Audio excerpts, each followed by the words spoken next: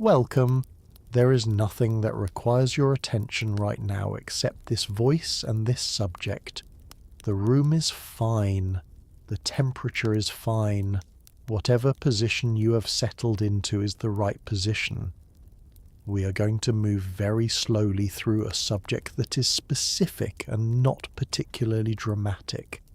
And we are going to take our time with the details, because the details are where the reality is, and reality described slowly enough becomes very restful. Tonight we are going to talk about what it was like to be a soldier in the First World War. Not the dramatic version, not the great offensives and the famous generals and the battles that appear in the history books. We are going to talk about the waiting version, the daily version, the version most soldiers lived most of the time, the mud and the rations and the watches and the letters and the small repairs and the boredom and the management of a life that had been reduced to its most essential components. We are going to take our time. Let us begin.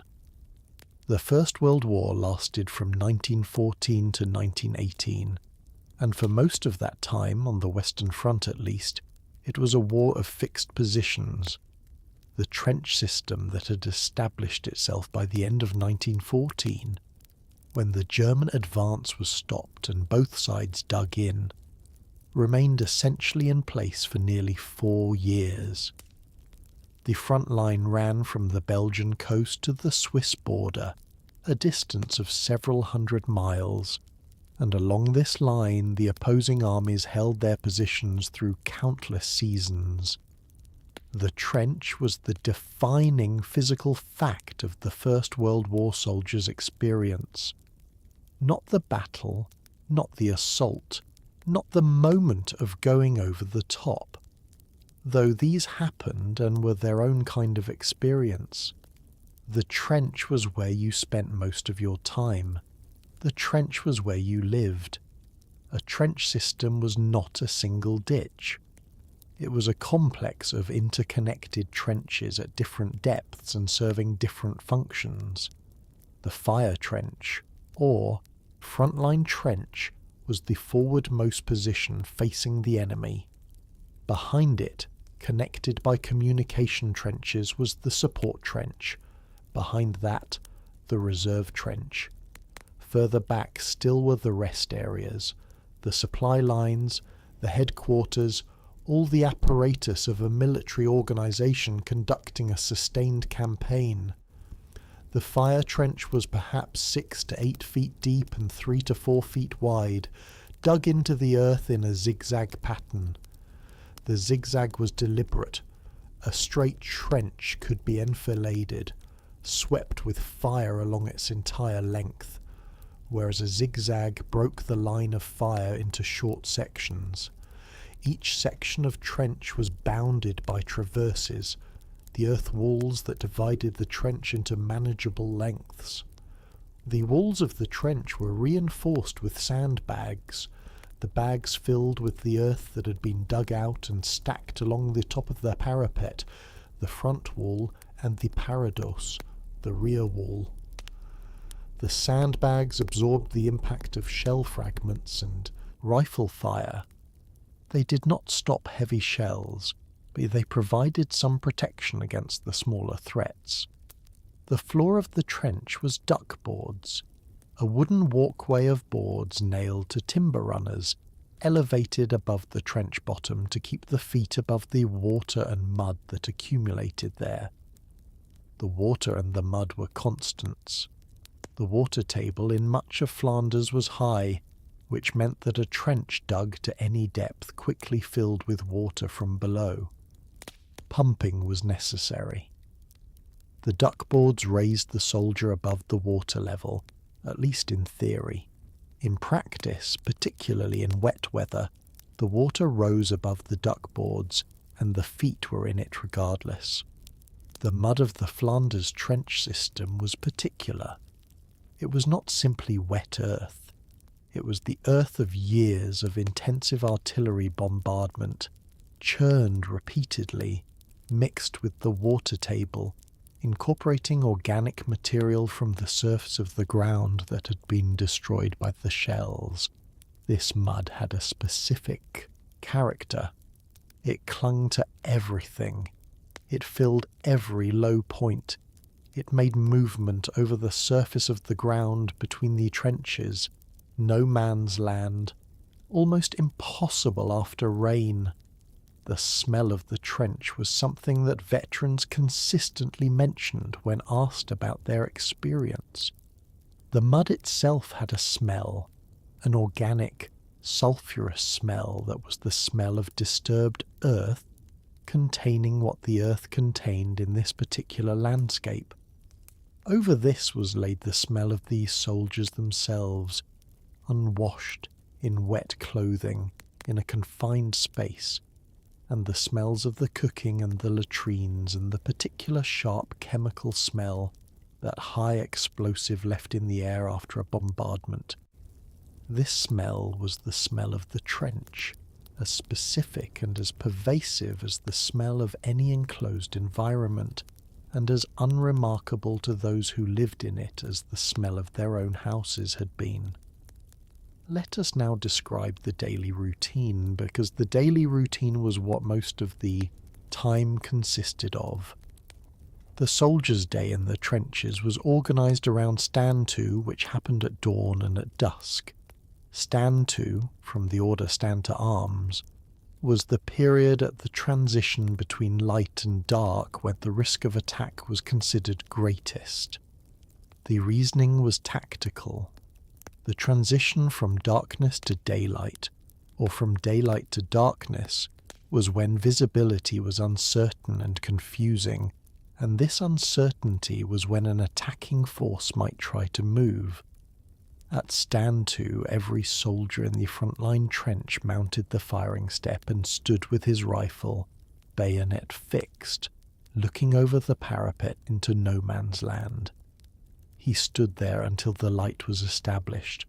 In the morning, until the full daylight had come and the ground ahead was clearly visible. In the evening, until the dark was complete enough that nothing could be seen in any case. Stand To lasted perhaps 30 minutes to an hour, depending on the conditions and the officer's judgment. It was cold, particularly the morning Stand To, the pre-dawn cold being the coldest part of any day, and the soldier who had been sleeping, or trying to sleep, for the previous hours came to the firing step from whatever warmth his sleeping arrangements had provided and stood in the cold. After morning Stand To the stand down, the soldiers were permitted to leave the firing step, to move through the trench to the various activities of the day. Breakfast. The food in the front-line trench came forward through the supply system that ran from the rear areas. This system used the communication trenches at night, when movement above ground was somewhat less exposed. Carrying parties, typically soldiers from the support units whose designated role included supply, brought the food and water and ammunition and other necessities forward through the winding communication trenches, often moving for an hour or more through the dark and the mud to reach the front line. What arrived was whatever the supply system could provide and transport. Bread, when available, which was not always, tinned bully beef, corned beef, which was the staple when other things failed. The ubiquitous Maconochi ration, a tin of meat and vegetable stew produced by the Maconochi Brothers Company, which was tolerable when heated and considerably less tolerable when eaten cold directly from the tin, which was often the case. The rum ration. The standard British Army ration of rum, a small daily measure, was issued in the front line and was one of the more consistent and more appreciated provisions. It was issued in the mornings, particularly the cold mornings, and its effect on the body's perception of cold was real if limited. The rum ration was managed by the NCO, distributed carefully, its effect on morale taken seriously by the Army's management of soldiers' welfare. Tea. As in the Second World War, tea was a fundamental element of the British soldiers' sustenance, and the maintenance of the tea supply was a priority. The tea was made when conditions allowed. A small fire, if fire was possible, without betraying the position with smoke or light. The cooker fueled by solidified alcohol or by whatever could be used. Hot tea was more important than its caloric content would suggest. It was warmth. It was the familiar. It was a connection to the ordinary life that the trench had displaced. Cooking in the trench was a compromise activity. Open fires were dangerous. Smoke visible to enemy observers, flame visible to enemy snipers. The small contained cooker that produced minimum visible signs was preferred. In many sections, cooking was done further back, in the support trenches or the reserve trenches where the smoke and light were less exposed, and the food was carried forward. The soldier ate what was there. He had been eating the same things for weeks, months, the ration varying little from day to day. The appetite adapted to the available food with the practicality of a body that required fuel and consumed what was provided. Let us now think about the specific physical management of life in the trench, the uniform. The British Army uniform of the First World War was a heavy wool serge, a thick, dense fabric that provided significant warmth in cold weather but was uncomfortable in heat, and that became very heavy when wet, which in the trench environment was much of the time. The wool serge absorbed moisture. A uniform soaked in rain or mud added considerable weight to the soldier's load and dried slowly. The greatcoat was issued for cold weather and was heavy and long, reaching to the knees or below. It was thick enough to provide real warmth, but so heavy when wet that wearing it in active movement was tiring. The steel helmet, the Brodie helmet, introduced in 1916, replacing the cloth cap that had initially been standard, was a shaped steel bowl that protected the top and sides of the head from fragments. Its introduction, partway through the war, reflected the primary cause of casualties in the front line, which was not rifle fire but artillery fragments, the splinters of iron thrown in all directions when a shell exploded. Before the steel helmet, a fragment that struck the head on its exposed surface might be fatal. After its introduction, many such fragments were stopped or deflected by the steel. The helmet saved many lives, and statistics showed a marked decrease in head wound casualties after its adoption. Soldiers who survived head wounds that would previously have been fatal were a living argument for the helmet's value. The boots, heavy leather boots, hobnailed, designed for durability rather than comfort.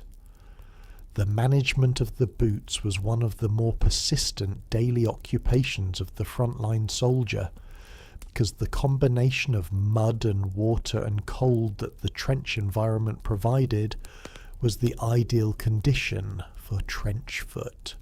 Trench foot occurred when the feet were kept cold and wet for extended periods. The blood circulation to the extremities was impaired. The tissue became damaged. In severe cases, the damage was permanent and disabling. The British Army, having experienced significant trench foot casualties in the early years of the war, made foot care a disciplinary matter. Feet were to be inspected, dried when possible, treated with whale oil to waterproof the skin. The socks changed to dry ones when dry socks were available. The whale oil was provided in tins and was part of the standard issue. The application of whale oil to the feet was a routine task, done not because it was pleasant. Whale oil is not particularly pleasant, but because it was required, and because the consequences of not doing it were real. The socks. Multiple pairs of socks were important, because having a dry pair to change into was the primary defence against trench foot after the whale oil. The socks worn in the trench became wet from the mud and the water, and changing to dry socks required having dry socks. Dry socks were supplied from the rear, or were provided by the voluntary knitting operations back in Britain, or were managed from the soldiers' own supply. The specific pleasure of putting on dry socks in the trench, after hours or days in wet ones, is mentioned by many veterans as one of the small but genuine comforts available. The warmth, the absence of the cold wet pressure on the feet, the specific relief. This was a real and noted pleasure. Let us think about the weapons.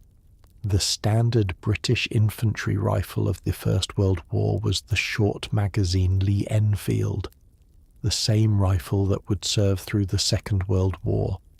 Its characteristics were as described in the previous story: a bolt-action rifle capable of a high rate of aimed fire in skilled hands, reliable, robust, the primary individual weapon. In the trench, the rifle was cleaned daily.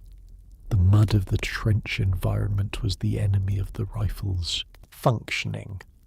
Mud in the action, in the barrel, around the bolt, caused malfunctions that in action could be fatal. The cleaning of the rifle, the pulling through of the barrel with the flannel, the oiling of the bolt mechanism, the removal of grit and mud from the working parts, was a daily ritual of maintenance. The Lewis gun.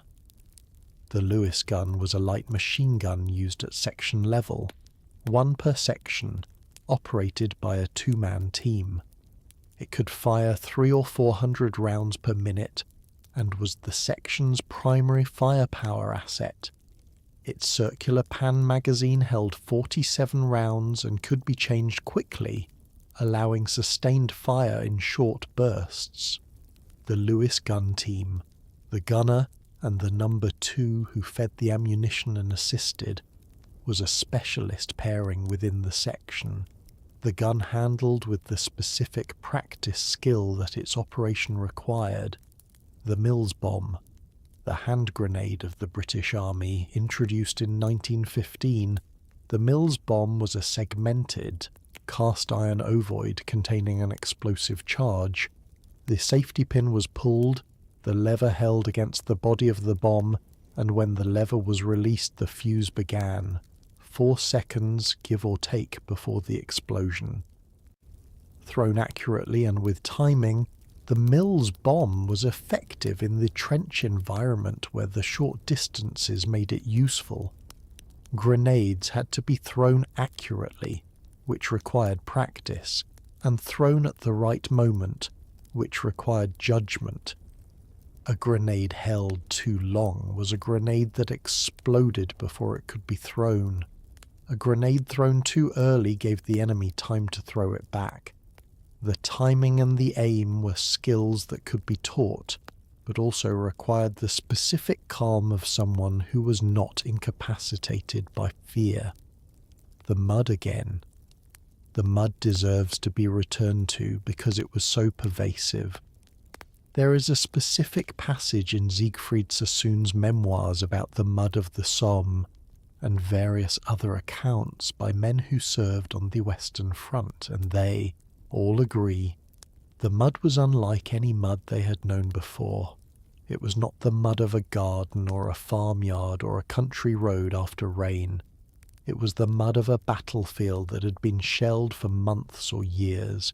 The earth turned over and over, the clay of the Flemish soil mixed with everything that had been in it and on it, the water table present just below the surface. This mud moved. It had a consistency in some places like thick porridge, capable of swallowing a man who fell into an undrained shell crater filled with it. Cases of soldiers drowning in the mud, not in water but in this thick, glutinous, sucking mud, are documented. They are not common, but they are real, and the possibility was known. The mud that was simply the daily surface of the trench floor was less dramatic, but more persistently present. Every step in the trench was a step in mud of some degree. The duckboards helped, but did not eliminate the mud. The walls of the trench oozed mud after rain. The sandbags absorbed mud and became heavier with it. The management of the mud, the drainage that needed to be maintained, the duckboards that needed to be kept from sinking, the sumps that needed to be dug at low points to collect the water and allow it to be bailed out, was a continuous labour. Now let us think about the sounds of the Western Front. The primary sound was artillery. The artillery of the First World War was employed on a scale that had never been seen before and has not been exceeded since. The barrage that preceded major offensives involved thousands of guns firing millions of shells over days or weeks. The sounds these barrages produced were audible in England across the Channel. The sound of the guns on the Somme was heard by people on the south coast of England during the preliminary bombardment. In the trench, during a bombardment of the position you occupied, the sound was something beyond ordinary description. The continuous overlapping explosions, the shock waves, the specific different sounds of different calibers of shell, the lighter field guns, the medium artillery, the heavy howitzers, created a noise environment that was not sound in any ordinary sense, but something more total, more physical, that was felt in the body as much as heard. The effect on the mind and the body of sustained heavy bombardment was specific and recognized. Shell shock, as it was called in the First World War, or what we would now call post-traumatic stress disorder, was produced in part by the simple physical effect of sustained exposure to artillery fire. The concussive effect of nearby explosions affected the brain directly. The sustained noise caused something like auditory damage. The sustained terror was its own damage. But between bombardments, and in quiet sectors where artillery was not constantly active, the sounds were very different. In a quiet sector, the sounds of the trench might be the occasional rifle shot from a sniper, the distant sound of artillery from a more active sector, the sounds of the trench's own activity, men moving, talking quietly, working on the trench walls, the sounds of the animals that inhabited the trenches. Rats. The trenches of the Western Front had rats. Large, well-fed rats, because the trench environment provided rats with everything they needed. The food that was dropped or abandoned, the bodies of the dead that lay in the ground and in no man's land, the warmth of the underground spaces. The rats were large and bold and plentiful, and their presence was one of the consistent irritants of trench life. Soldiers killed rats when they could catch them. The activity of rat killing was a legitimate occupation of the soldiers' spare time, and was pursued with some enthusiasm as both a practical measure and a form of recreation.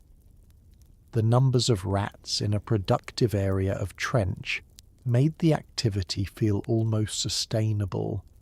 There seemed to be an unlimited supply. The rats ran over sleeping soldiers. They ate the rations if left unprotected.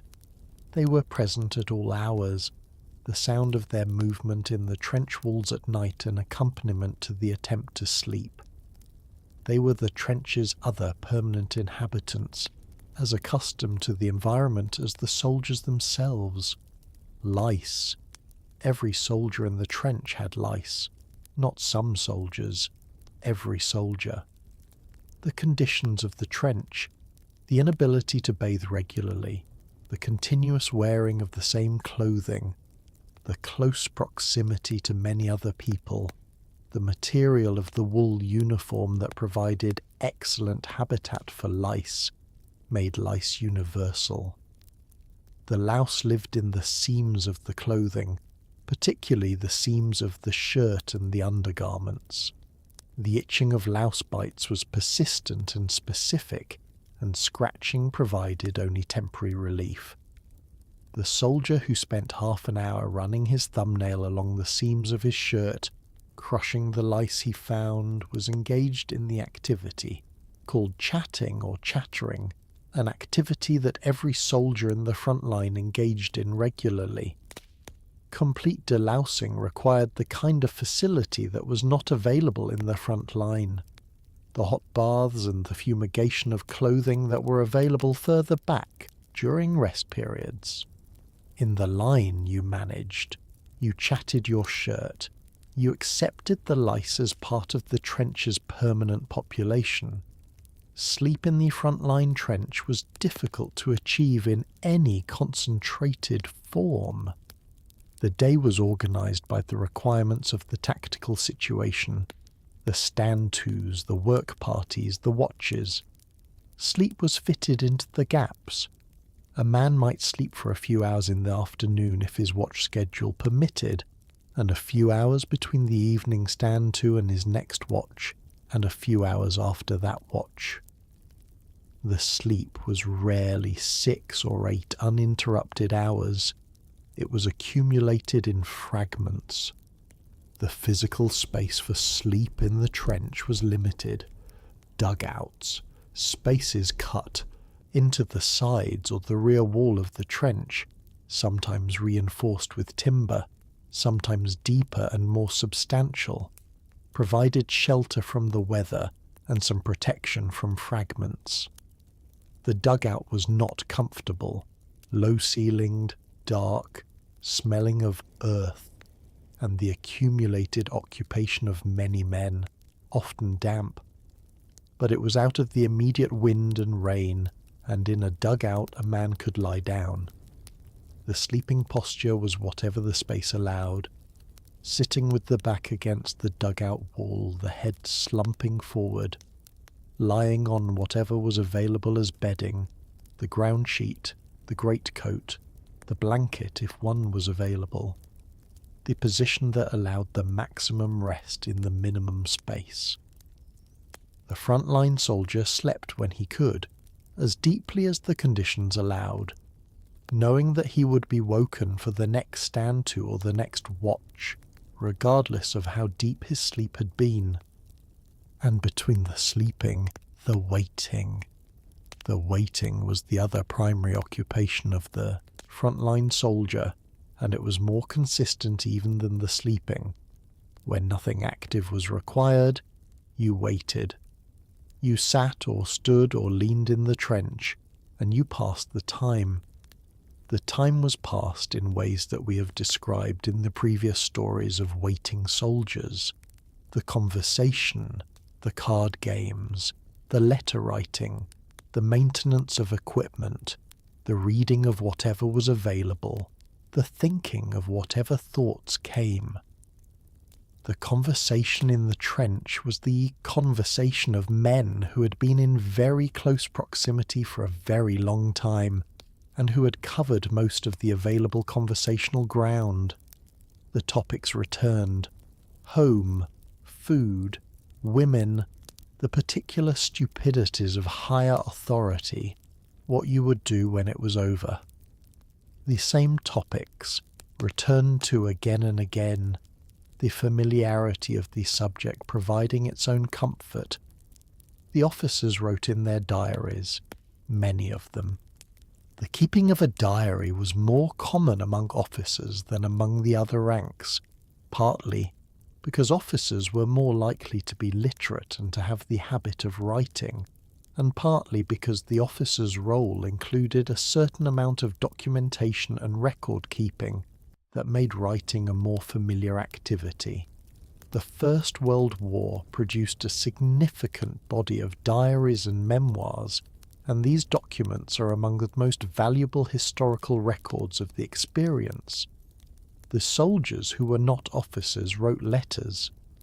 Writing home was the primary written activity of the other ranks, and it was done in the specific conditions of the trench: a candle or a lamp for light, a piece of paper on whatever flat surface was available, the letter written in the abbreviated way that limited light and limited time and the awareness of the censor produced. The censor read the letters before they were sent. The officer responsible for the section read the men's letters, checking for information that might be useful to the enemy if intercepted: location, troop movements, numbers, and dispositions. This reading of the men's private correspondence was accepted as a necessity, and the men wrote knowing their letters would be read, which shaped what they said. What they said was often the same: "I am well, I am managing, things are as expected here, am thinking of you." The specific news of home was asked for. The specific news of the trench could not be given. The censored letter arrived home days or weeks later, and was read with the relief of confirmation that the writer was alive at the time of writing, and the anxiety of the gap between the time of writing and the present moment, in which so much could have changed. The letters from home came back through the postal system, which was remarkable in its efficiency. The British Army's postal service in the First World War managed a volume of correspondence that was staggering. Millions of letters and parcels moving between the front and the home front throughout the war. Letters typically arrived within a few days of posting, and parcels took a little longer. The parcel from home. The parcel that arrived at the front contained whatever the family at home could manage and thought appropriate. Food items that had been requested or were thought useful. Cigarettes, which were the universal currency and comfort. A pair of socks knitted by the mother or the sister or the girlfriend. A book, small personal items. The food in the parcel with the most immediately valued component: a homemade cake, dense fruit cake that travelled well, was a treasure. Tinned items of a quality better than the army ration were received with real appreciation. Chocolate, if it could be obtained and sent. These items supplemented the ration in ways that made a tangible difference to the daily experience, and the effort that had gone into their preparation and sending was part of what they meant when received. The cigarettes were the practical currency of the trench. A cigarette could be used for immediate pleasure. The 10-minute smoke that provided a break. A moment of sensory experience different from the trench's limited sensory range. It could be traded. It was a gesture of friendship when offered. It was the specific connection to the ordinary world, the familiar action and the familiar taste. The proportion of soldiers who smoked in the First World War was very high. The combination of the general social prevalence of smoking in the period and the specific conditions of the front line that made the cigarette more than usually valued, producing a near universal habit. Let us now think about the rotation system. The frontline trench was not where soldiers spent the entirety of their time. The system of rotation moved units from the front line to the support trenches, and then to the reserve trenches, and then to the rest area behind the lines, and then back through the sequence again. A typical rotation might involve 4 days in the front line, 4 days in the support, trenches, 4 days in reserve, and then a period of rest in a village or town some miles behind the front. The specifics varied by the military context, the demands of the campaign, and the availability of troops, but the principle of rotation was established and maintained because the sustained occupation of the frontline trench was understood to be destructive of the soldiers who maintained it. The rest period, the few days in a village behind the lines, sleeping in a billet, a requisitioned house or a farm building, rather than a trench, a bed, or at least a floor rather than a dugout, the opportunity for a bath, a genuine bath, not the trench's daily compromise of a minimal wash, the divisional bathhouse, clean clothing, hot food at regular intervals. The bathhouse was one of the more practically important facilities behind the lines. It provided delousing, the hot water, and the fumigation of clothing that were necessary to reduce the louse population that every soldier carried. It provided the physical experience of being clean, which after days or weeks in the trench was valued in a specific way: getting clean. The specific experience of being warm and clean after extended cold and dirty conditions is one of those experiences that the contrast makes vivid. The peacetime person who has a warm bath or shower every day develops a baseline in which clean is simply the normal state. The trench soldier who had not been properly clean for a week or more experienced the bath as a genuine pleasure, specific and memorable. The YMCA canteen in the rest area, the Expeditionary Force canteen, the Salvation Army stall, these organizations provided food and hot drinks in the rest areas, and their presence was valued. A cup of hot tea and a bun in the YMCA canteen, sitting on a proper chair at a proper table, was a different experience from the same tea in the trench. The concert party. Entertainment was organized for the troops in the rest areas. Concert parties, organized groups of performers, sometimes professionals from the entertainment world who had enlisted or been attached to the army for this purpose, sometimes soldiers with musical or theatrical talent who had been organized into a unit performance group, performed in whatever spaces were available. The concert party performance was a genuine pleasure and a genuine morale function, providing laughter and entertainment and the specific quality of being part of an audience, the communal experience of performance for soldiers who had been in conditions that offered neither.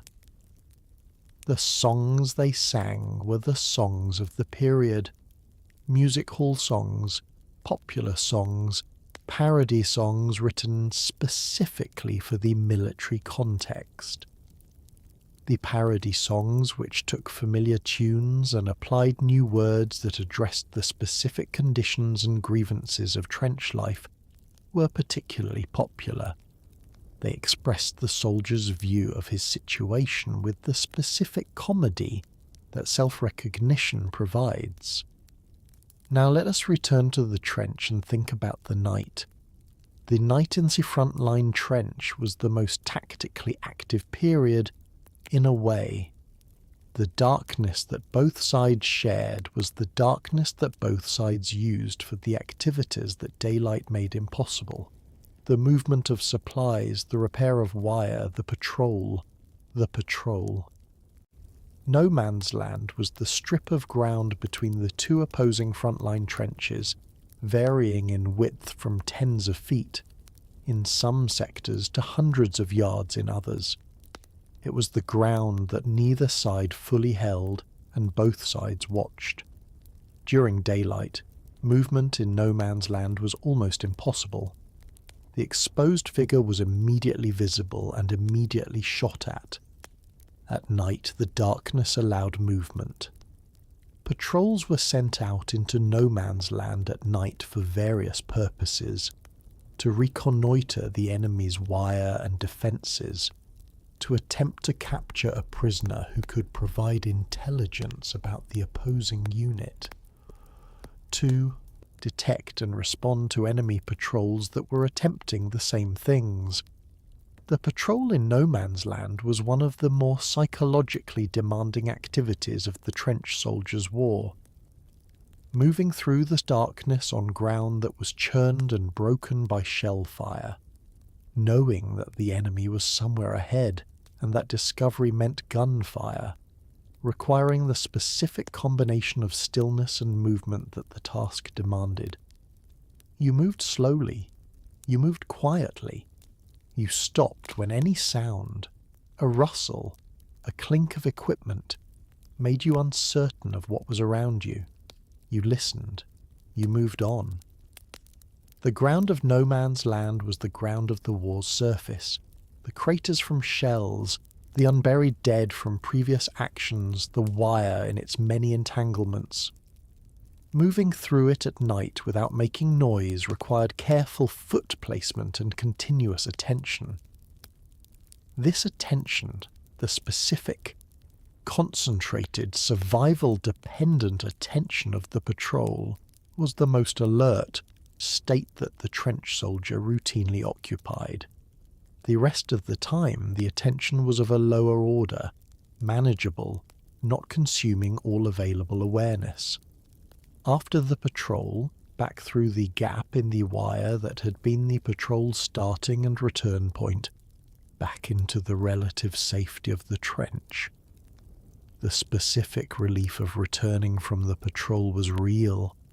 The removal of the specific vulnerability of no man's land, the return to a position that was at least defined and at least held, a cup of tea if one was available, a cigarette, the quiet conversation of the returned patrol exchanging what they had found, and then, if the watch schedule allowed, sleep, the sleep after the patrol, the body unwinding from the specific tension of the attentive movement through the dark, the muscles releasing from the careful, controlled posture of the patrol, the mind releasing from the specific, concentrated alertness, sleep coming quickly, as it does when the body and mind have been deployed fully and require the repair that only sleep provides. Let us now think about the support work. When the soldier was not in the front line, much of the time in the support and reserve trenches was occupied with work. The trench system was not static in the sense of requiring no maintenance. It was constantly being repaired, extended, improved. The shell fire that damaged the parapet had to be rebuilt. The wire in front of the trench that had been cut or damaged had to be repaired or replaced. The communication trenches had to be kept clear. This maintenance work was tiring physical labour done in difficult conditions.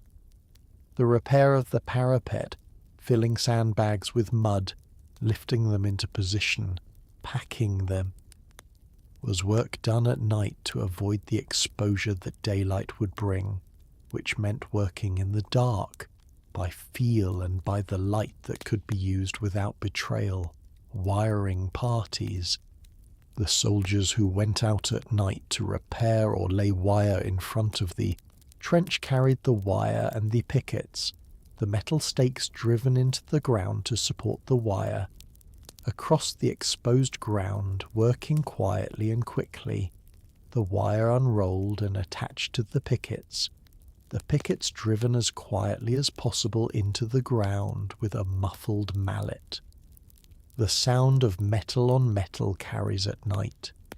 The soldiers of the wiring party were acutely aware of this, and the care they took with the driving of pickets, the padded mallet, the careful, controlled strike, was the care of people who understood that the noise might attract fire. The working parties that moved supplies through the communication trenches carried loads that were heavy and awkward. The narrow, winding trench, the darkness, the mud, the load on the back. This was physically demanding work that left the soldier tired in a different way from the intellectual tension of the patrol. There was also the digging, new trenches, extensions of existing trenches, deeper dugouts, sumps to drain water. The soldier in the First World War spent a significant proportion of his time digging. The pick and the shovel were as fundamental to his equipment as the rifle, and the skill of digging quickly and effectively in the ground was a practical skill that was acquired through the repetition of necessity. Let us now think about the end of the day, such as it was. In the trench, the day did not end with the night, the way the day of a civilian ends. The night brought its own requirements, the stand-to at dusk, the watches, the working parties. But there was also a period in the late evening, between the dusk stand-to and the beginning of the night's activities, when the trench was as quiet and as settled as it was going to be. This period, perhaps an hour or two, was the closest the trench came to an evening. The soldiers who were not on watch gathered in whatever space was available. Tea was made if conditions allowed. The conversation that the day's work had intermittently allowed was continued. The letter that had been started in the afternoon might be finished. The candle in the dugout carefully shielded so that its light did not show above the parapet. The small warmth of the contained space, the specific feeling of the day's duties temporarily suspended. This feeling, the temporary suspension of the day's requirements, was the trench's version of the evening, and it was valued as the civilian evening is valued, for the specific quality of rest that it provided within the continued constraint, and then the watch, and then the night's work, and then, if the schedule allowed, sleep, and the morning stand to, and the day again, the same day, the same trench, the same mud, the same rations, day after day. For the duration of the tour of the front line, which might be 4 days or a week or longer, and then the rotation to the support and reserve and rest, and then back to the front. This was the First World War, soldier's life on the Western Front. Not the charge over the top which happened, and which was terrible. Not the great battles which happened, and which were catastrophic. The daily life, the mud and the rations and the rats and the lice and the watches and the working parties and the letters and the waiting that was most of the time, for most of the soldiers, throughout the war, and now the war is done. It ended in November 1918, when the armistice was signed and the guns fell silent. The silence. The specific silence that followed the armistice on the morning of November 11th, 1918, after 4 years in which the sound of artillery had been the permanent background of existence for everyone on the Western Front. This silence was reported by many veterans as one of the most extraordinary experiences of the war. The guns stopped, and the silence that followed was a silence that contained everything the noise had been, heard in its absence.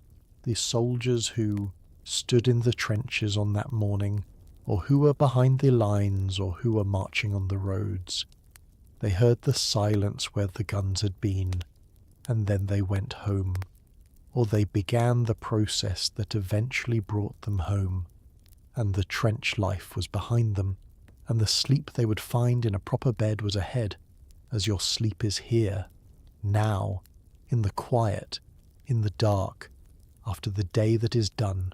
Sleep. Good night. For those still awake, the night is long, and the trench has more to tell, because the First World War soldiers' experience was vast and varied, and there is more of the ordinary detail worth describing. Let us think about the specific physics of the trench environment. Temperature. The Western Front trenches were occupied through 4 winters, and the winters of northern France and Belgium were cold in the way of northern European winters, not extreme by the standard of the Eastern Front or the Russian campaign, but cold enough that the combination of the cold and the wet and the mud and the limited opportunity for warmth made the experience of the trench winter a specific misery. The soldier in the front-line trench in January was cold, not merely uncomfortable, cold in the way that impairs function, that stiffens the fingers and makes the operation of a rifle bolt difficult, that slows the thinking. The management of cold was a continuous practical challenge. The extra socks, if they could be found, the extra body warmth from exercise when exercise was possible, the issue of the leather jerkin, a sleeveless leather waistcoat that provided significant additional warmth when it was available. The cold also affected the mud. Frozen mud was a different material from unfrozen mud. It was harder, less clinging, easier to walk on. A trench in hard frost was in some ways easier to manage than a trench in thaw, but frost also cracked and damaged the sandbag walls and the trench revetments, and the thaw that followed frost produced the most liquid mud as the frozen earth returned to water. The summer of the trenches was its own challenge. In summer, the trench environment shifted from cold and wet to warm, and in certain respects worse. The summer heat accelerated the decomposition of organic material in the ground, intensifying the smell. The flies, which had been absent or minimal in winter, returned in abundance, attracted to the same things the rats were attracted to. The lice were more active in warmth. The heat in the dugout, which winter had made at least useful for warmth, became stifling. But the summer also brought longer daylight, which meant more hours available for the visible activities of the trench, the maintenance work, the improvement of positions, and the specific quality of summer evenings in the trench, when the long twilight produced its own kind of respite. Veterans of the Western Front often described the specific beauty of a summer evening on the Somme, or in Flanders, the sunset over the flat landscape, the particular light on the damaged ground, the bird song that continued amid the guns. The capacity of the human eye and mind to find beauty in context, despite the context, was one of the more noted aspects of the trench experience as recorded in the diaries and the letters and the poems, the war poets. The First World War produced more significant poetry than any other conflict in history, which is not a coincidence. The circumstances, the educated officer class that wrote, the extremity of the experience, the gap between the official language of patriotism and heroism and the actual conditions of the trench, created the conditions for poetry that was both technically skilled and urgently true. Wilfred Owen, Siegfried Sassoon, Edward Thomas, Rupert Brooke, Isaac Rosenberg. These poets are among the most important in the English language, their work shaped by their experience of the war. Owen's poems in particular, Dulce et Decorum Est, Anthem for Doomed Youth, Strange Meeting, are works of direct witness, the language of the trench rendered into verse. But the poets were a small minority of the men who served. Most soldiers did not write poems. Most soldiers wrote letters, or did not write at all, and the experience they carried was carried in the body and the memory rather than in words. Let us think about the specific experience of coming under artillery fire. The artillery bombardment of the First World War was the primary weapon and the primary threat. More casualties in the war were caused by artillery than by any other means. The shell that exploded nearby produced a range of effects. The concussive shock wave that could kill or incapacitate without a visible wound. The fragments that flew in all directions at high velocity. The earth displaced by the explosion. In the trench, when the shells began to fall, the soldiers' options were limited. You could try to move to a less exposed position, further into the trench, into a dugout, below the level of the bursting shells. You could simply crouch or lie and wait for the barrage to end. There was no running away. The field of fire was too wide and the distances too large. The experienced soldier under bombardment developed a specific behavior. You crouched in the bottom of the trench, your face turned away from the explosions if possible, your body as small as possible. You concentrated on something immediate and controllable. The rifle you were holding, the thought of the specific detail of home you had been thinking about before the bombardment started, while waiting for the bombardment to end. This waiting under bombardment was one of the most psychologically demanding experiences available to the human being. The inability to affect the outcome, the knowledge that the next shell might be the one that found you, the sustained physical noise and shock, all of these produced the specific form of stress that manifested as shell shock in those it broke. That it did not break everyone was a matter of the specific interaction of the individual's psychological resilience, the severity of their exposure, and the accumulated effects of prior experience. The soldier who had been under many bombardments was not immune to their effects, but he had learned to manage the experience in ways that the naive soldier had not yet learned.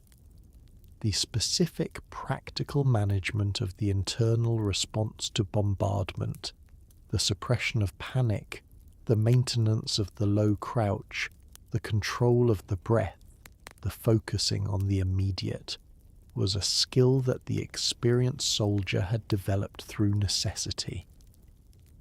And when the bombardment ended, the silence, the specific silence after the barrage, the checking, am I intact? Is anyone around me hit? What is the state of the position? That was the immediate post-bombardment activity, and then the repair of whatever damage had been done, and then the continuation of the day. The soldier who had come through a bombardment without being hit continued his day. The bombardment was a thing that had happened and was now over, and the next task was the next task, and the day continued. This is what it meant to be experienced in the front line. Not the absence of fear, not the absence of the experience's effects, but the continuation despite them. The managed continuation. Let us think about the food one more time. The Makinoshi ration has been mentioned, and it deserves more time. The Makinoshi, the tinned meat and vegetable stew produced by a Scottish fish-curing company, was the British soldiers' food companion throughout the war. Its reputation among the soldiers was mixed, depending primarily on whether it had been heated or eaten cold. Hot Makinoshi, prepared over a small fire or a cooker in the rest period, was considered tolerable. The stew heated to the point where the vegetables had softened and the meat was no longer cold and congealed was a reasonable meal by the standards available. Cold Makinoshi, eaten directly from the tin when heating was not possible, was considered considerably less good. The congealed fat that surrounded the meat when cold, the soft vegetables without warmth, the taste of tin, these were the cold version's deficiencies, and they were felt as deficiencies. The soldier's relationship to the akinochi was the relationship of someone who had no other option. You ate it because it was there. The specific complaints about the makonoki ration appear repeatedly in the letters and the diaries of the period, but so does the eating of it, because the alternative was not eating, and not eating was not a viable alternative. The hard biscuit. The army biscuit of the First World War was dense, hard, and required serious commitment to eat in its natural state. Soaked in the broth of the makonoshi, or dipped in the tea, it softened enough to be eaten without risk to the teeth. Crushed and added to other things, it provided bulk. Eaten dry and hard, it was a significant physical challenge. The bread, when it could be had, was better, and its arrival in the front line was welcomed. The bread was the product of the field bakeries behind the lines, and it was real bread, not remarkable bread, but real, and after days of biscuit it was a genuine improvement. The cheese ration. A small amount of hard cheese, consumed with whatever else was available, provided a protein supplement and a change of flavour that was valued. The plum and apple jam. Plum and apple jam was the standard issue jam ration, and it appeared so consistently, in such disproportionate quantity, that it became a running joke and a symbol of the army's limited imagination in provisioning. A world that apparently contained only plum and apple jam, in which other jams were theoretical concepts, in which the choice at the jam ration was plum and apple or plum and apple. The soldiers who wrote about it were not genuinely oppressed by the plum and apple jam. They had significantly larger concerns than jam variety. But the joke about it was a convenient vessel for the general feeling about the army's provisioning, the acknowledgement that the ration was what it was, and that there was no point in expecting it to be otherwise. The rum ration, issued in the morning, was not a joke. It was valued straightforwardly, and its effect on the cold body was straightforwardly welcome. The soldier who received his rum ration on a cold, wet morning was not ironic about it. Now let us think about what happened when the soldier went on leave. Leave, the period away from the front, away from the army's immediate demands, was infrequent and brief. A week, perhaps, or 10 days, in the entire year of active service. The leave was granted by rotation, not always reliably, and the journey home from France to England and back consumed part of its duration. The journey involved the train from the rest area to the base port, Boulogne or Calais, the cross-channel boat, the train from the English port to the soldier's home station, the reverse on return. The journey took the better part of a day in each direction, leaving perhaps 6 or 7 days at home in a week's leave, the arrival at home. The soldier who arrived home on leave arrived into an environment that had changed in his absence, or that he had changed in relation to. The civilian life had continued in its civilian way while he had been in the trench. The gap between the trench's reality and the civilian reality was felt, on arrival, as a kind of dislocation.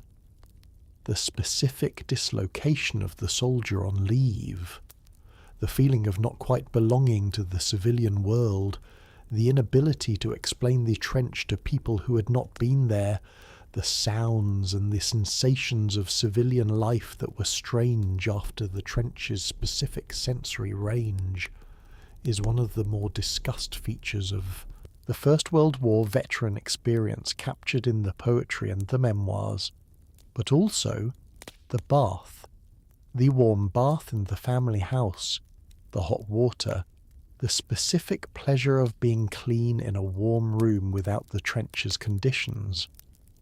This was one of the most vividly remembered experiences of the leave. The food at home. The civilian ration was constrained by the war's demands on supply, but it was substantially better than the frontline ration, and home cooking produced it. A meal cooked by a mother or a wife, hot, familiar, served at a table. This was genuinely another world from the Maconochie. The sleep, the specific sleep of the soldier on leave, in a real bed, with real warmth, without the watch rotation, without the stand to, without the need to be ready for anything. This sleep was one of the most remembered experiences of leave, the profound and complete sleep of someone whose accumulated sleep debt was being addressed at last in conditions that allowed genuine rest. The soldier who slept on leave slept in a specific way, long, complete, undisturbed. The body knew what to do when the conditions finally allowed it, and then the leave was over, and the return journey was made, and the trench received him again, and the day was the day again. The mud and the rations and the watches and the waiting.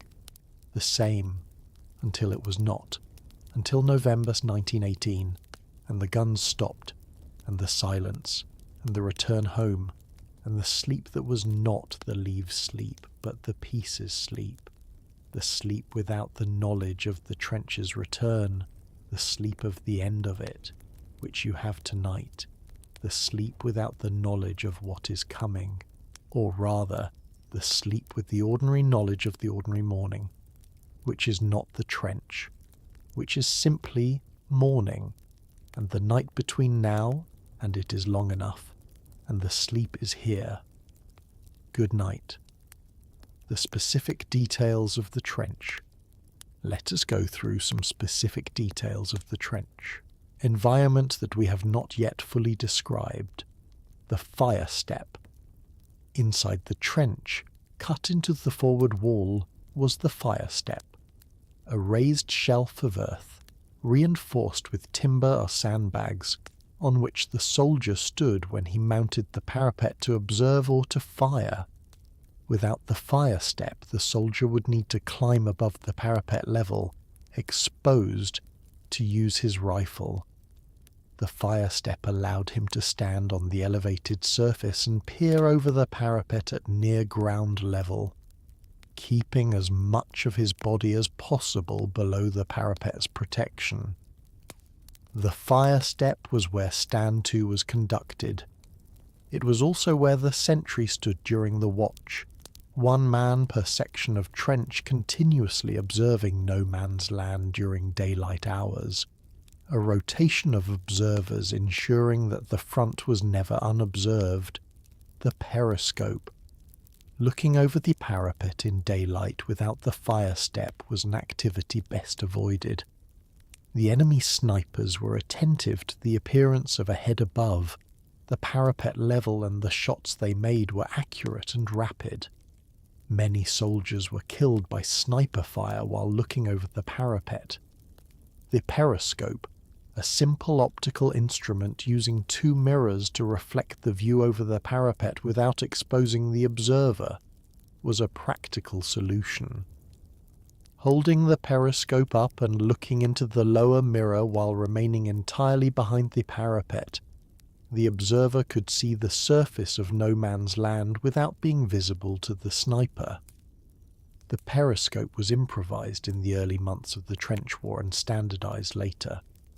Periscopes of various types appeared throughout the trench period, some simple, some elaborate.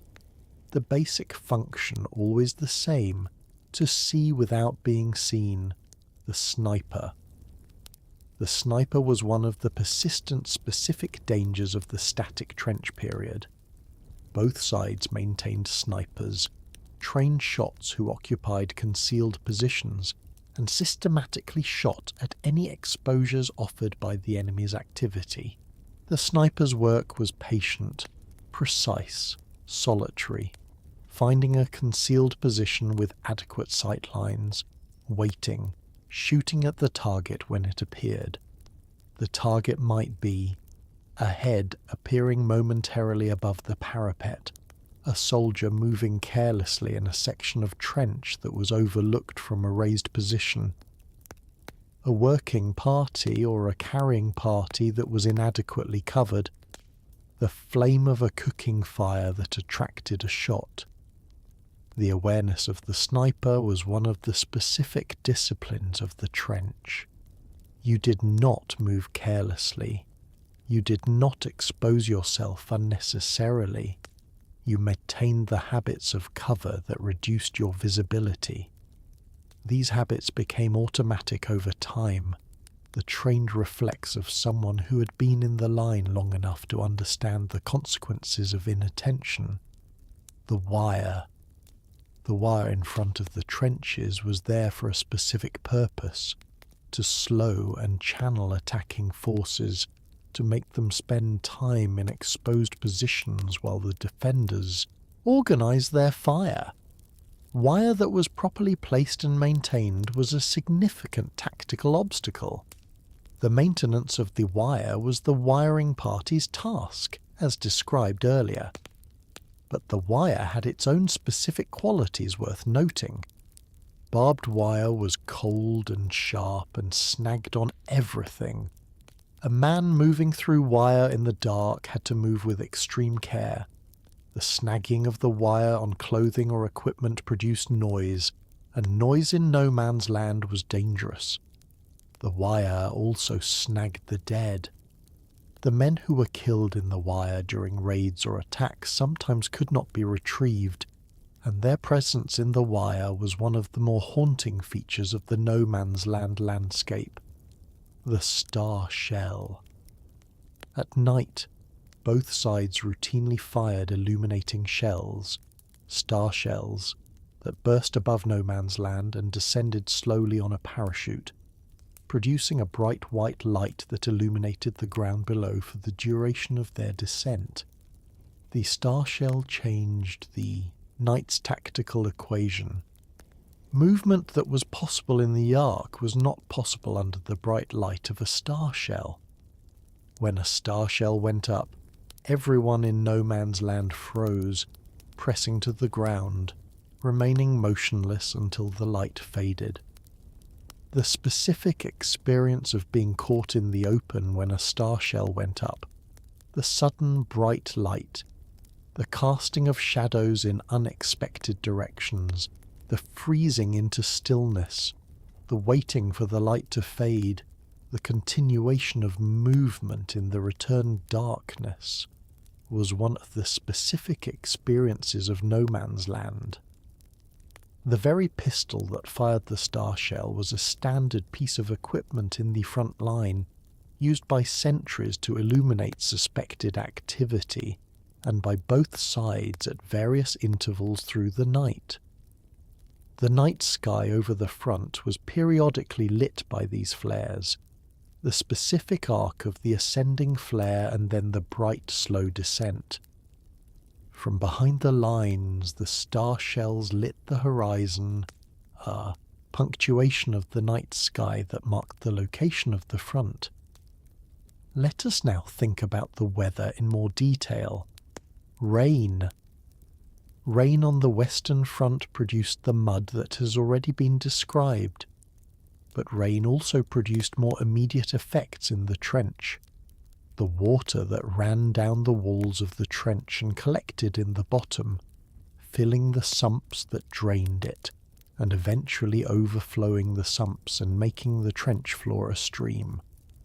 The water that came through the dugout roof if the roof was inadequate. The specific cold of being wet in the wind. The soldier in the rain in the trench was wet in a specific way.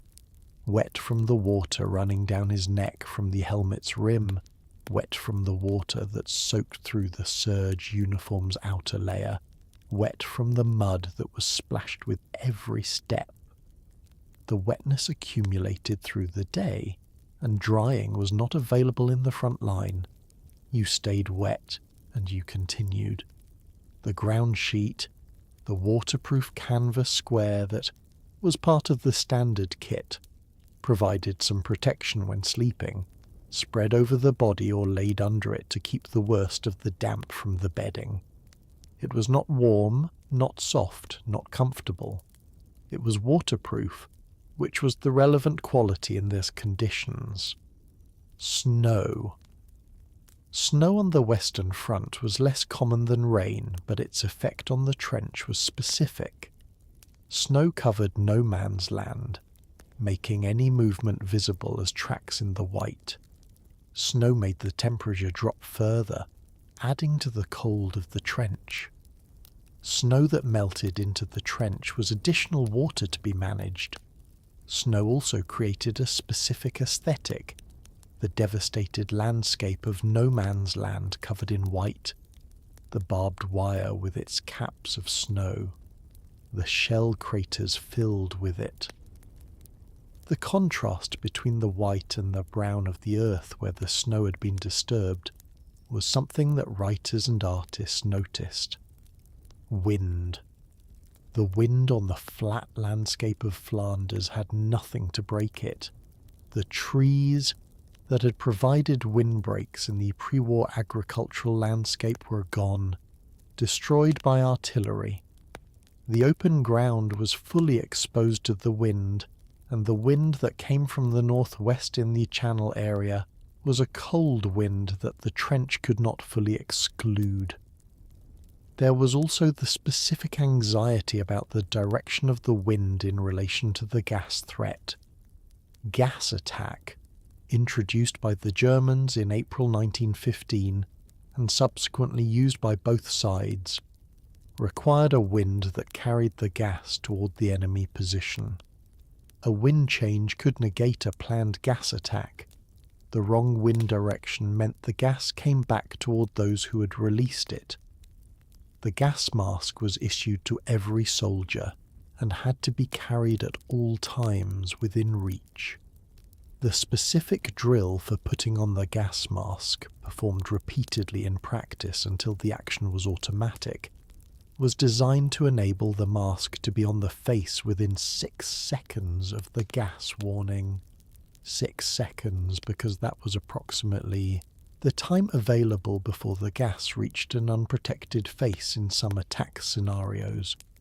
The gas alarm in the trench, the rattle, or the bell, or whatever the specific alarm mechanism of the sector was, had a specific effect on the trench when it sounded. The immediate reaching for the mask, the pulling of it over the face, the specific claustrophobic experience of breathing through the filter while looking at the world through the round goggle lenses. The gas mask limited the soldier's sensory access to the environment. Vision reduced, smell eliminated, sound somewhat muffled. Operating in a gas mask was hot, uncomfortable, and exhausting for the physical effort of breathing through the filter. It was also necessary, and it was done. Now let us settle toward the end.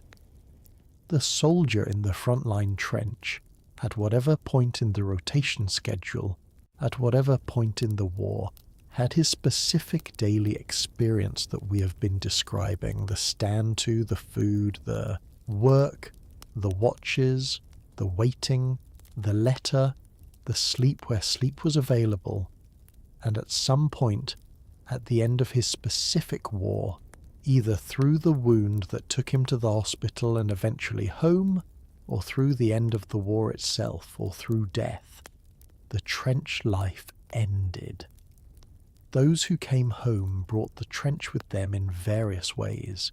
The specific sensitivities to sound, the reflex to loud noises that the bombardment had installed, the habits of alertness, the difficulty of explaining to people who had not been there what it had been like, and the specific loneliness of that difficulty, and also the relief, the profound, real, permanent relief of not being there anymore, and the sleep that was possible in safety.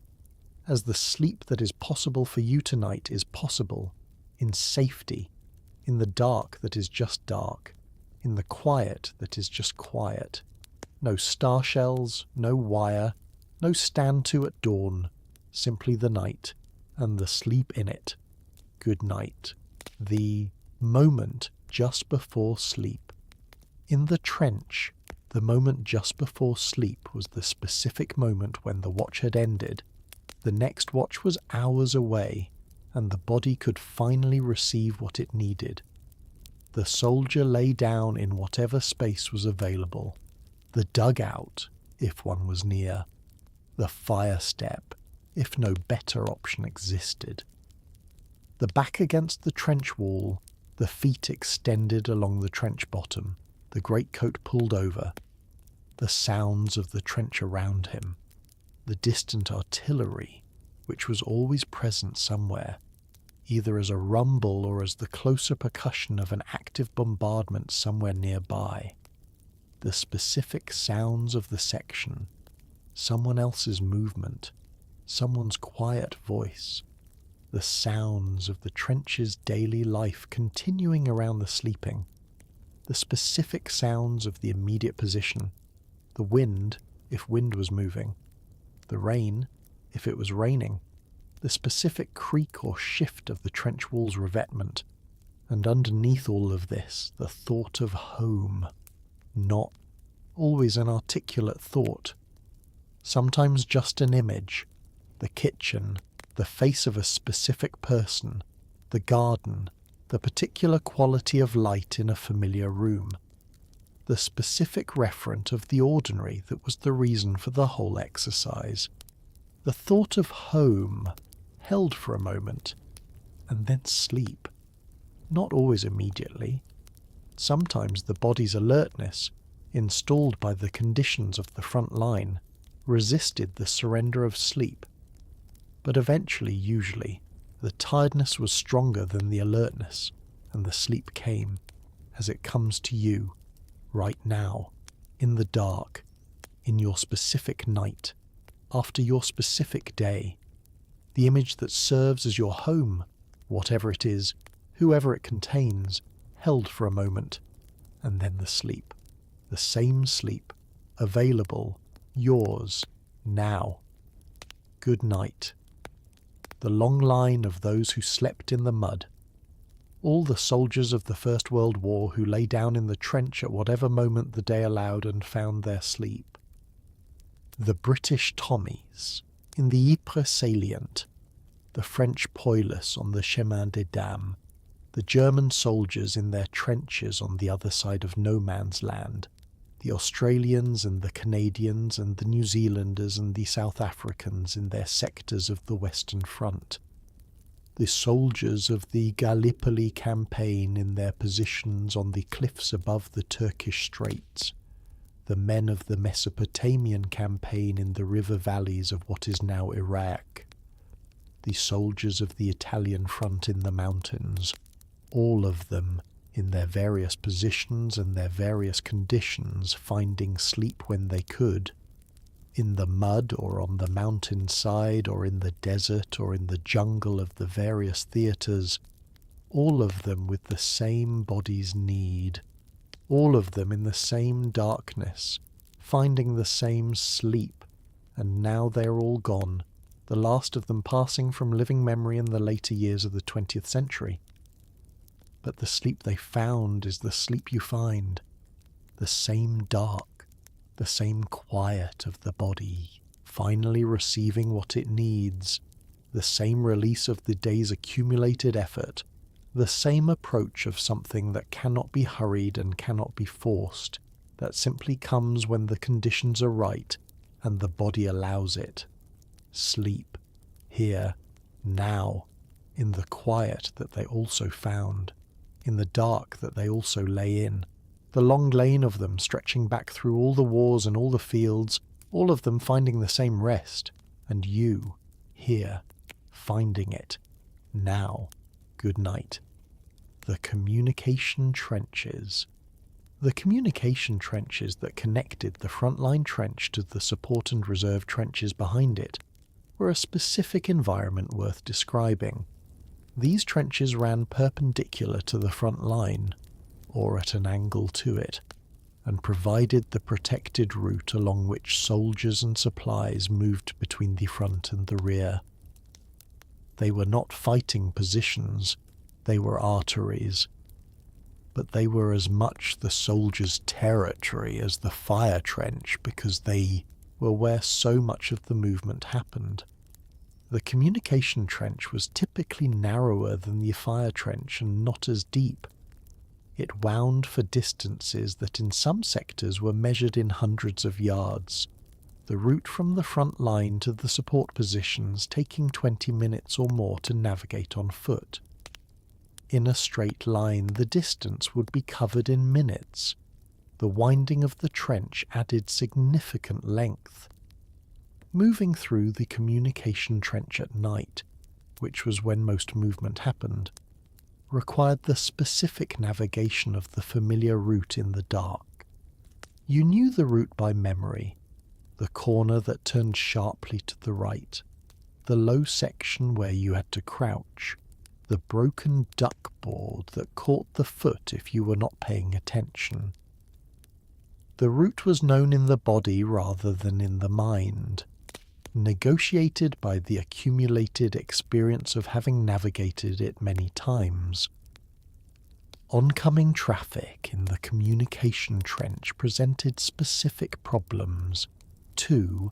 Parties moving in opposite directions, each carrying loads, had to negotiate the passage without the space that a wider trench would have allowed. The pressed against the wall accommodation of oncoming traffic, the load swung past, the brief exchange, if any exchange at all, and then the continuation. At night, the communication trench was lit by nothing except what the individual soldier carried. Not much, because light in the forward area was a tactical hazard. The movement was by touch and by memory, the hands running along the trench wall as a guide, the feet finding the duckboards by feel. The carrying party that moved supplies forward through the communication trench at night was doing heavy, slow, uncomfortable work in the specific conditions of the narrow, dark, winding trench. The load, rations, water, ammunition, whatever the forward position needed, was carried in whatever containers were available. Boxes, bags, sandbags filled and slung over the shoulder. The weight of the load in the narrow trench, the winding that added distance, the dark that slowed the movement. This was the work of supply, the invisible work that kept the front line functioning. The soldier who arrived at the front line position with his carrying party's load, set it down, was relieved of the weight, and turned to make the return journey. This soldier was not fighting, he was carrying. But the carrying was part of the war's logistics, as essential as the fighting. His feet and his back felt the carrying, and when the carrying was done, the rest was also essential, as your rest is now, after whatever carrying your day required. Good night. The dugout, in detail. The dugout was the frontline soldier's best available shelter, and it deserves a full description. In the British sector, the standard dugout was a relatively shallow cut into the trench wall. A horizontal excavation, perhaps 6 feet deep, 4 or 5 feet wide, barely high enough to sit, upright in. It was reinforced with timber. The floor, the walls, the roof, all supported with boards and timber beams scavenged from the surrounding countryside, or supplied as engineering material. The roof was the critical element. A good dugout roof was thick enough to stop shell fragments, the splinters that flew when a shell exploded nearby. It was not thick enough to stop a direct hit from a heavy shell. Nothing that was practical to construct in a field situation would stop a direct hit. But fragments were the more common threat, and the reinforced roof provided real protection against them. In the German sector, the dugouts were typically more substantial, deeper, better constructed, more permanent. The German strategic doctrine of the Western Front emphasized the defensive, the holding of the line, and the German engineers invested in the trench infrastructure accordingly. The deep German dugouts, 40 feet below the surface in some cases, were essentially underground, rooms that could survive the heaviest British or French bombardments. This difference in dugout depth had tactical implications in the major offensives. When the barrage lifted, the German defenders could emerge from their deep dugouts before the attacking infantry had crossed no man's land, bringing their machine guns to the surface in time to meet the attack. The depth that protected them during the barrage also gave them the time to return to defensive positions before the attack arrived. The British dugout, shallower and less substantial, was less protective during a heavy barrage, but was also quicker to excavate and maintain. Inside the dugout, the furnishings were whatever could be found or improvised. A piece of wood for a shelf, where the candle was placed and the small personal items stored, the ground sheet on the floor for the sleeping, the coat or blanket for warmth. The space was made as habitable as the materials allowed, which was not very habitable but was notably better than the open trench. The candle in the dugout, a single candle placed on the shelf giving it small circle of yellow light. By this light, the letter was written. By this light, the book was read if a book was available. By this light, the card game was played. The candle also warmed the dugout slightly. The minimal heat of a single candle was negligible in cold conditions, but in the enclosed space of the dugout it was not entirely negligible, and it was the only source of warmth apart from the bodies of the men who occupied it. The shared body warmth of 2 or 3 men in a small dugout was real. In cold weather, the dugout's enclosed space, warmed by the occupants' bodies, was measurably warmer than the open trench. And in the warmth of the dugout, the sleep, the small space, the smell of the earth, and the damp timber, the candle burning low, and the sleep that came, as your sleep is coming, in your own enclosed space, with its own warmth. Good night. The horse. The horse in the First World War was still a significant presence, though the trench war is not what most people associate with horses. Behind the lines, horses were essential to the logistics of the war. The motor vehicle existed and was used, but it was not the dominant supply vehicle of 1914 to 1918. The road network was frequently too damaged, the mechanical reliability too limited, the supply of spare parts too uncertain. The horse-drawn vehicle was reliable in a way that the motor vehicle of the period was not, and horses were used in large numbers for supply and transport. The artillery relied on horses to move the guns and the ammunition. A medium artillery piece might require 6 horses to pull it. The heavier guns required more. The ammunition that the guns consumed, the millions of shells of the great barrages, was brought forward by horse-drawn transport to the battery positions. The cavalry, which had been the mobile shock force of previous wars, found itself with limited role in the trench warfare of the Western Front. The cavalry was maintained throughout the war in the expectation of the breakthrough that would create the open country in which mounted troops could operate. But the breakthrough that was sufficiently complete and sufficiently sustained to allow cavalry to be used effectively never quite came. The horse in no man's land was a specific tragedy. Horses that were hit by shells, or that were caught in the wire, or that were brought down in the broken ground. These animals suffered the same conditions as the men, without the understanding of why. The muleteer and the horse handler in the supply trains behind the lines had their own specific wartime experience. The care of the animals, the management of the transport, the loading and unloading of the supplies that went forward. This experience was different from the frontline soldiers' experience in the specific ways that the logistics echelon always differs from the fighting echelon. Less immediate danger, more sustained physical work, the specific responsibility for the animals that were your immediate concern, the horse that survived the war.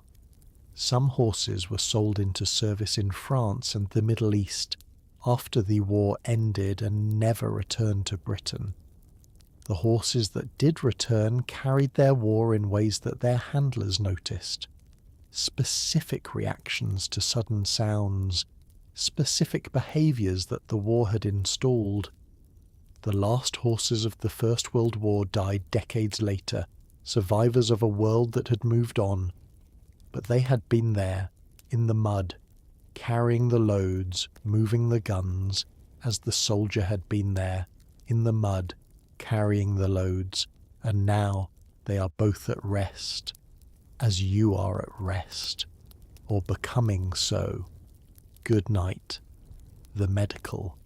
The medical arrangements of the First World War were organised in a chain that moved the wounded from the point of wounding toward progressively better care. The regimental aid post, manned by the medical officer and his stretcher bearers, was the first stage, the most forward medical facility, positioned as close to the front line as practical, providing immediate first aid and stabilisation. The casualty clearing station, further back, was the first facility with the equipment and the staff for surgical intervention. Operating under the most difficult conditions, field hospital in a converted building or in tents, inadequate light, inadequate equipment by peacetime standards, the surgeons did what could be done. The base hospital, further still behind the lines, was the main treatment facility. And beyond that, for the seriously wounded who could be transported, the hospitals in Britain. The stretcher bearer's work deserves specific mention because it was one of the most physically demanding and one of the most morally complex roles in the First World War. The stretcher bearer worked in no man's land under fire, collecting the wounded from where they lay and carrying them back to the regimental aid post. The work was physically exhausting. A stretcher carrying a fully laden adult male over the broken ground of no man's land was a heavy load, and it was done in conditions that were dangerous to the bearers as well as to the wounded. The Red Cross Convention that protected medical personnel from deliberate targeting was not always observed. The stretcher bearer working in no man's land accepted the risk of being shot while performing a clearly medical function. The Royal Army Medical Corps men who carried out this work throughout the war earned the specific respect of the soldiers they served, the respect that those who are helped give to those who help them at personal cost. The wound. A wound was a specific event in the trench soldier's life, something that had happened, that removed you from the front line, that was processed through the medical chain, that might be serious or might be less serious, that might heal completely or might not. The soldier's complex feelings about the wound were well documented in the literature of the period. The wound was an exit from the trench, an involuntary one, with pain and with uncertainty about the extent of the damage, but an exit. The famous Blighty wound, the wound serious enough to require treatment in Britain but not serious enough to be permanently disabling, was the wound that everyone privately acknowledged as desirable without ever openly saying so. To be wounded severely enough to go home, not severely enough to be permanently harmed. The specific probability that the wound was that, known to be very unlikely, known to be ardently desired, known to be something that could not be sought without the seeking itself being dangerous. The soldier who was hit and lay in no man's land waiting for the stretcher bearer. The stretcher bearer who moved through the broken ground. The regimental aid post's first attention. The clearing station's surgeon. All of this in a chain of care that was doing what it could with what it had, in conditions that were not designed for healing, and eventually for those who came through it, the recovery, and the return to the unit, and the trench again, or for some, the sustained damage that ended the frontline service, and produced the long recovery and the permanent alteration that some wounds produced. The medical history of the First World War was a history of improvised care, at the limits of the available knowledge and the available resources, producing outcomes that were sometimes remarkable and sometimes tragic. The outcomes are what they were, and now it is late, and the night is here, and sleep is here, the last rest of this telling, after the mud and the rations and the rats and the watches and the wire and the patrols and the shells and the letters and the leave and the return. After all of it, the sleep, the same sleep that came to the soldier in the front line, trench when the watch was over and the body could finally receive what it needed. The same dark, the same quiet, the same rest, available now, for you, in the dark that is just your dark, in the quiet that is just your quiet, after the day that is done, before the morning that will come. Sleep. Good night. The specific quality of waiting. Waiting was the dominant experience of the Western Front, and it deserves a careful account of its specific quality. The waiting of the frontline soldier was not the waiting of someone who had nothing to do. There was always something to do. The maintenance of the trench, the cleaning of the rifle, the management of the kit, the writing of the letter. These tasks occupied the hands and provided the minimal occupation that prevented the mind from entirely consuming itself. But the tasks were insufficient to fill all the hours, and they were sufficient to address the fundamental condition of waiting, which was the condition of not knowing when and not knowing what. The soldier in the trench did not know when the offensive would come, his sides or the other sides. He did not know when his tour of the front line would end.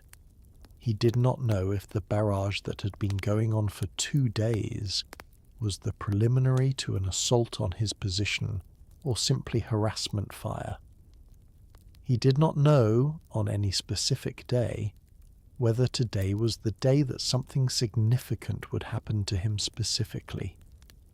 This not knowing was managed by most soldiers through a combination of deliberate not thinking and of the occupations that provided distraction. The card game was not simply entertainment, it was the specific activity of being absorbed in something immediate and controllable, while the uncontrollable situation continued outside the immediate attention. The joke. The specific humour of the frontline trench was the humour that addresses difficulty with irony. The jokes about the Mekanoki ration, about the plum and apple jam, about the particular qualities of specific officers, about the Army's various institutional absurdities. These jokes created a shared commentary on the shared situation that was both a form of social bonding and a form of emotional management. The ability to joke about your situation was a way of asserting a certain relationship to it, not dominated by it, not destroyed by it, capable of regarding it from a slight angle that allowed the humour to operate. The maintenance of this angle was valuable. It did not mean the fear was absent. The jokes were made alongside the fear, not instead of it. The waiting that was most specific was the waiting before a known action. When the unit knew that it was going over, that on a specific date at a specific time the assault would begin, the waiting that preceded this was the specific waiting of the condemned before the sentence. Not necessarily condemnation. Many survived, but the odds were understood and the waiting contained the knowledge of the odds. In this waiting, different soldiers occupied themselves differently. Some talked, some were silent. Some cleaned their rifles one more time. Some had nothing to do with their hands. Some slept, or appeared to sleep. Some wrote letters, the letter that might be the last letter, which was written in the knowledge of that possibility. The last letter. Many soldiers wrote letters before an attack that they intended as their final communication, to be delivered only if they did not return. These letters, found in the kit after the death of the writer, or held by a friend with instructions for their delivery, were the most careful and the most honest letters of the war. They said what the circumstances would not otherwise allow, the love that was not always spoken, the specific instructions for the specific things that mattered, the particular farewell. Not every soldier who wrote such a letter died in the action that prompted it.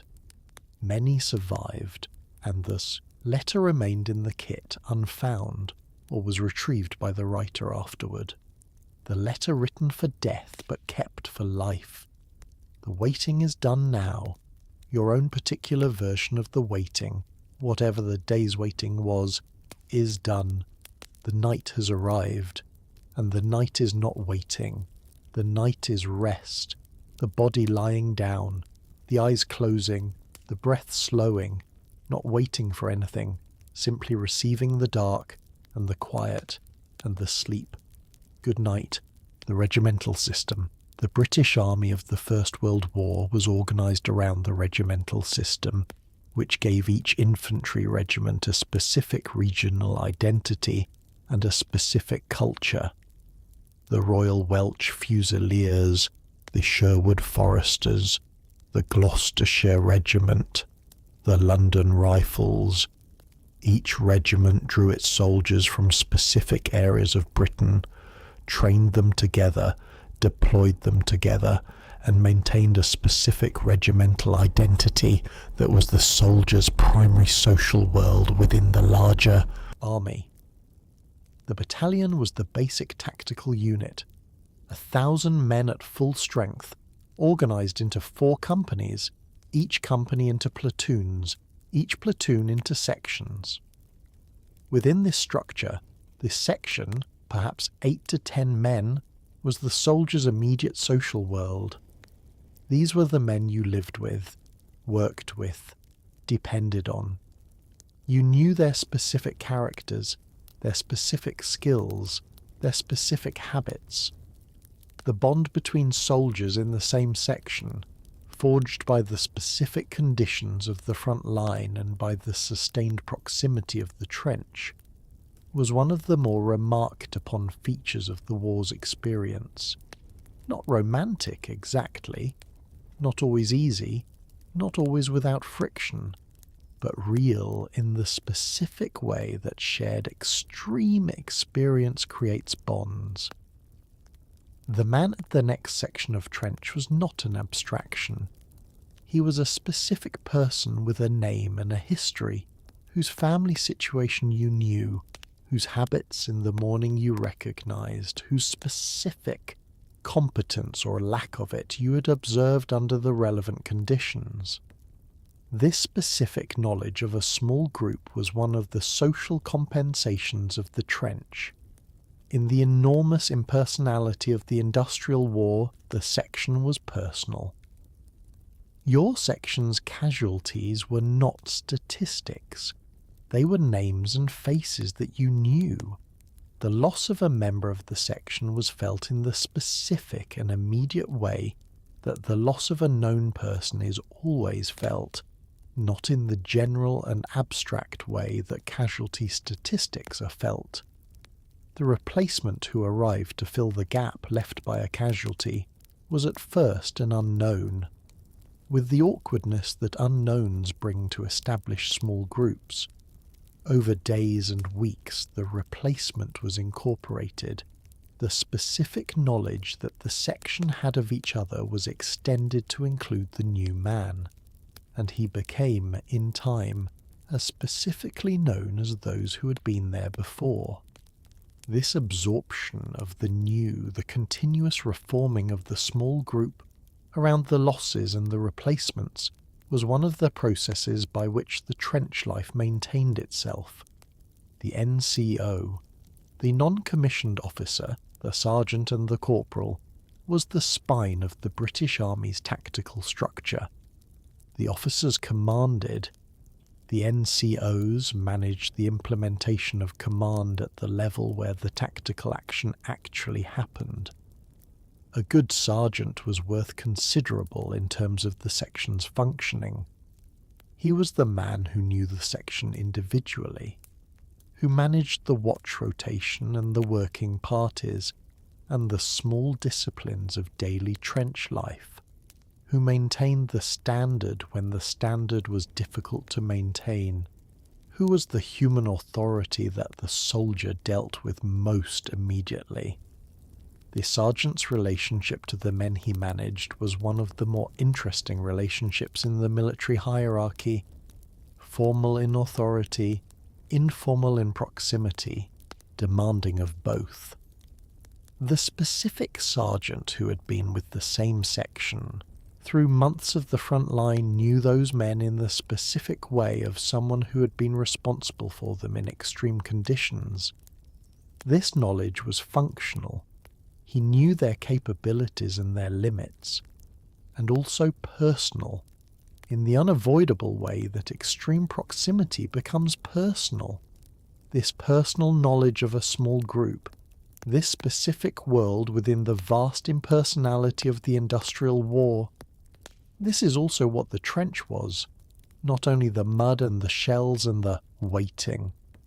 Also this, the specific known world of the section, the specific known person in the next slit trench, the specific known voice of the man who would be on the next watch. And now the watch is changing, the night watch coming on, the day watch going to whatever rest is available, and you are also coming off your watch, the day's watch, and the night is here, and the rest is available. Good night. The sound of the guns. We have mentioned the artillery many times, but let us sit with the sound of the guns one more time as we approach the end of this telling. The sound of the First World War's artillery was the defining sound of the age. The scale of the bombardments was such that the sound was heard at distances that seem impossible. The Somme bombardment of 1916 was heard in England. The sound of artillery on the Western Front could be heard in parts of the south of England on quiet nights throughout the war. Those who heard it from England, the low rumble, the specific percussion of many large explosions at a great distance, were hearing the war from the outside, from the safe side of the channel. They knew what they were hearing. The sound was identifiable, distinctive, unmistakable to anyone who had heard it before. And inside the sound, the soldiers, the men whose daily background noise this was, who had adapted to it, who had learned to distinguish the different sounds within the overall artillery sound. This is outgoing, this is incoming, this. caliber makes this sound? This kind of burst is at this distance. Who had built the specific expertise of someone who lives in a particular sound environment and learns to read it? The sound that accompanied everything. The stand to, the breakfast, the working party, the letter writing, the watch, the sleep. Always in the background, the guns of one side or the other or both. And then November 11th, 1918, and the guns stopped, and the silence was the silence that had been behind the guns all along finally revealed. And into that silence the soldiers stepped, carrying 4 years of the sound in their bodies. The sound of the guns is not here tonight. Your night is quiet. Or has whatever sounds it has the sounds of your specific place? None of them the guns, none of them requiring the specific alertness that the guns required. Simply sounds. Your sounds. The background of your rest. And in the background, sleep. Good night. The final rest. All of it is done now. The trench has been described in its specific detail. The mud and the rations and the lice and the rats and the wire and the patrols and the star shells and the rum ration and the letter in the dugout by candlelight. The stand to at dawn and the stand to at dusk. The watch in the night. The working party in the communication trench. The plum and apple jam. The rum. The tea that was more important than its caloric content suggested. The whale oil and the dry socks. The Brodie helmet and the Lee Enfield. The Mills bomb. The rest period behind the lines. The bath. The concert party.